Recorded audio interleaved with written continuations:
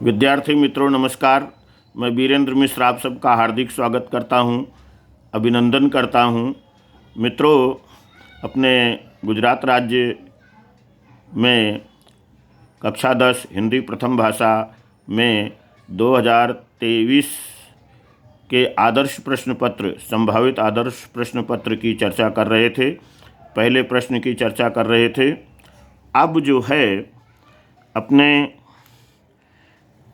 इसी प्रश्न में निम्नलिखित प्रश्नों के उत्तर 6-7 वाक्यों में लिखिए, यानी बड़े प्रश्न की चर्चा करेंगे। 8 नंबर का ये प्रश्न, ये खंड 8 नंबर का है।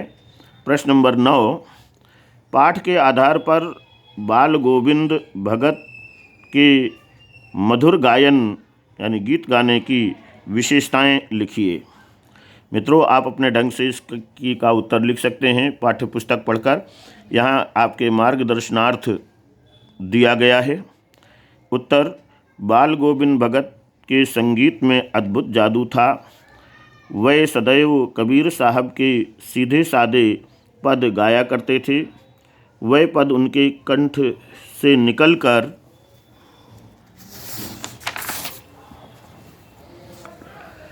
सजीव हो उठते थे।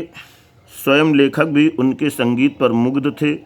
उनके गीतों को सुनकर सब झूम उठते थे। औरतों के होठ कांप उठते थे और वह भी गीत गुनगुनाने लगती थीं।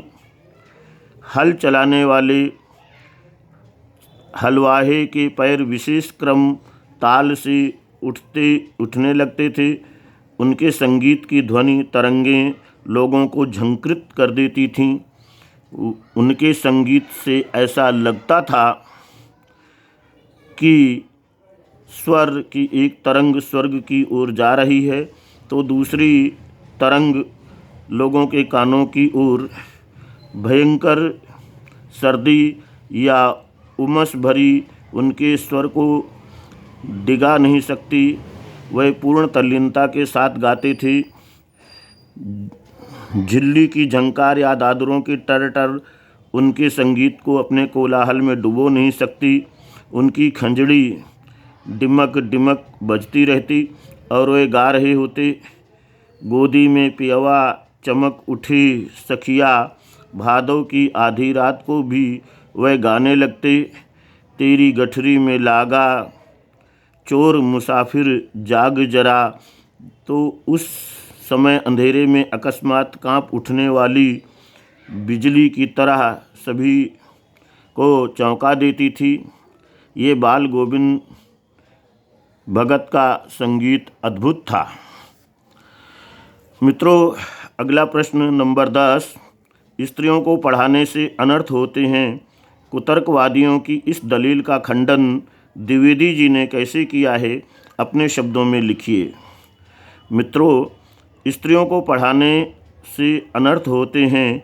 द्विवेदी जी ने कुतर्कवादियों की इस दलील का खंडन करते हुए उन लोगों पर करारा व्यंग्य किया है कि यदि स्त्रियों को पढ़ाने से अनर्थ होते हैं तो पुरुषों द्वारा किया हुआ अनर्थ भी पुरुष शिक्षा का परिणाम है। बम के गोले फेंकना, नर हत्या करना, डाके डालना, चोरियां करना, घूस लेना देना आदि ये सब पढ़ने लिखने का परिणाम है। तो सभी स्कूल कॉलेज बंद कर देना चाहिए। शकुंतला का दुष्यंत से कुवाक्य कहना या उनके परित्याग पर सीता का राम के प्रति क्रोध करना उनकी शिक्षा का परिणाम न होकर उनकी स्वाभाविकता ही है। मित्रों, इस प्रश्न के अथवा में प्रश्न नंबर 10 ही फादर कामिल बुल्के भारतीय संस्कृति के अभिन्न अंग हैं, ये किस आधार पर कहा गया है?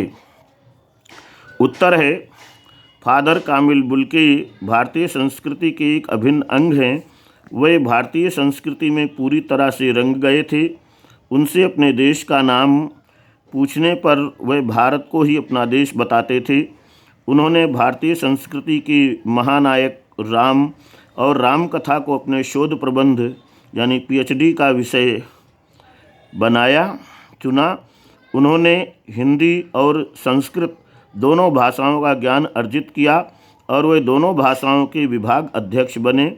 उन्होंने प्रसिद्ध अंग्रेजी हिंदी शब्दकोश लिखा। हिंदी को राष्ट्रभाषा बनाने के विषय में वे प्रयत्नशील रहते थे। इसके लिए वे अकाट्य तर्क देते थे। जो हिंदी भाषी होकर और हिंदी भाषा की अपेक्षा करता तो वे बड़े दुखी होते थे। परिमल के सदस्यों के घर भारतीय उत्सवों और संस्कारों में भाग लेते थे। लेखक के पुत्र का अन्नप्राशन उन्हीं के हाथों द्वारा संपन्न हुआ। उपरोक्त बातों को देखते हुए कहा जा सकता है कि फादर बुल्के भारतीय संस्कृति के एक अभिन्न अंग हैं। मित्रों, अब अगला प्रश्न खंड है। निम्नलिखित गद्यांश को पढ़कर ससंदर्भ व्याख्या कीजिए। 6 नंबर का ये प्रश्न, 2 प्रश्न हैं इसमें। 11वां,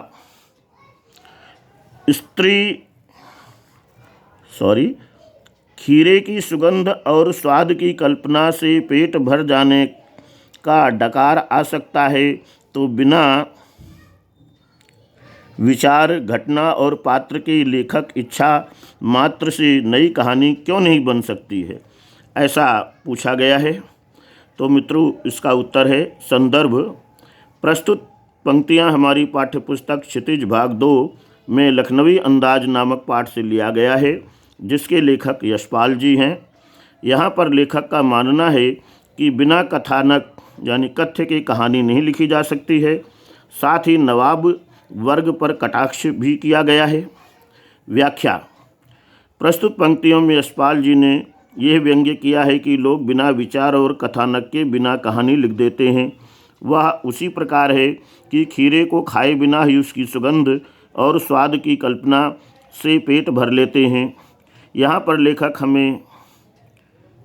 पर हमें लेखक के व्यंग्य को समझना चाहिए कि लेखक ने इन लोगों के पक्ष में नहीं है जो बिना विचार कथ्य की कहानी लिख देते हैं। वैसी कहानी अर्थहीन होती है। साथ ही सामंती वर्गों पर भी उन्होंने व्यंग्य किया है।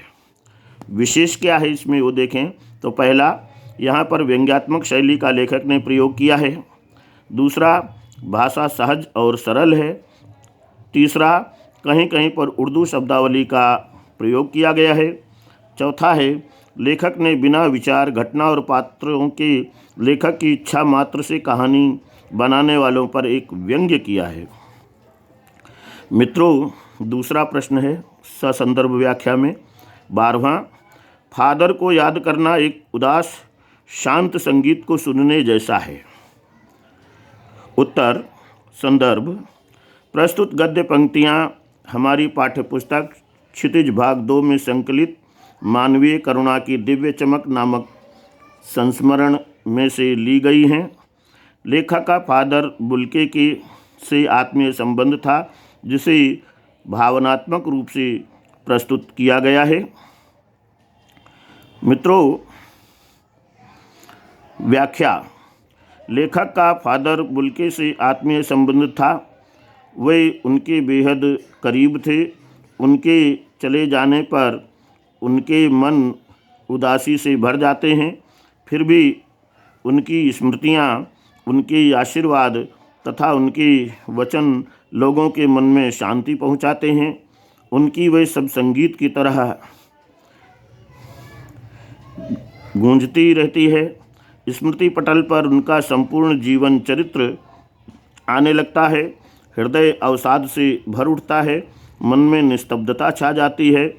किसी उदास संगीत को सुनने से जैसी स्थिति उत्पन्न होती है, वैसी ही स्थिति फादर बुल्के को याद करने से उत्पन्न होती है। अतः इसलिए लेखक ने कहा है कि फादर बुल्के को याद करना एक उदास शांत संगीत सुनने जैसा है। विशेष, लेखक के संस्मरण को आत्मीय रूप से प्रस्तुत किया गया है। मित्रों, भावनात्मक शैली का प्रयोग किया गया है। तीसरा, भाषा सरल और सहज ढंग से दी गई है। मित्रों, यहाँ पर पहला प्रश्न पूर्ण होता है। विभाग बी और आगे के प्रश्न शेष किसी वीडियो में। आशा ही नहीं, पूर्ण विश्वास है कि आपको ये वीडियो पसंद आया होगा। यदि वीडियो आपको पसंद आया है तो इसे लाइक कीजिए। अगर कोई सुझाव है तो कमेंट बॉक्स में अवश्य लिखिए। आपके सुझावों का स्वागत किया जाएगा। एक बार फिर से आपको वीडियो देखने के लिए हार्दिक धन्यवाद। जय हिंद।